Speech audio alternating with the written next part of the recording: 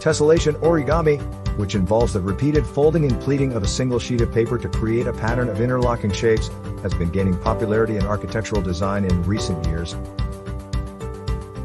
This technique allows architects to create complex three-dimensional structures with minimal material waste and without the need for adhesives or fasteners. The use of tessellation origami in architectural design can offer several benefits. First and foremost, it can lead to the creation of highly efficient and structurally sound designs. By folding a single sheet of paper into a complex and interlocking pattern, architects can create structures that are both lightweight and strong.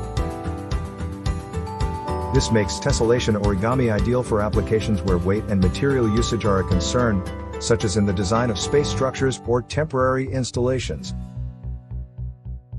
Additionally, the use of tessellation origami can result in aesthetically pleasing designs.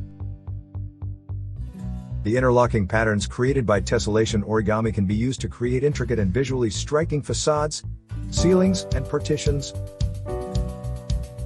Moreover, tessellation origami can allow architects to explore unconventional geometries and forms that might be difficult to achieve using traditional building methods. One example of the use of tessellation origami in architectural design is the Origami Pavilion, which was designed by the German architecture firm Lava for the 2013 Gwangju Design Biennale in South Korea. The pavilion was constructed using a tessellation origami technique to create a series of folded panels that were then assembled into a large, multifaceted structure. The resulting pavilion was both structurally sound and visually stunning, showcasing the potential of tessellation origami in architectural design. Overall, the use of tessellation origami in architectural design offers architects a versatile and efficient tool for creating complex and aesthetically pleasing structures. As the technique continues to evolve and be refined, it is likely to play an increasingly important role in the design of innovative and sustainable buildings.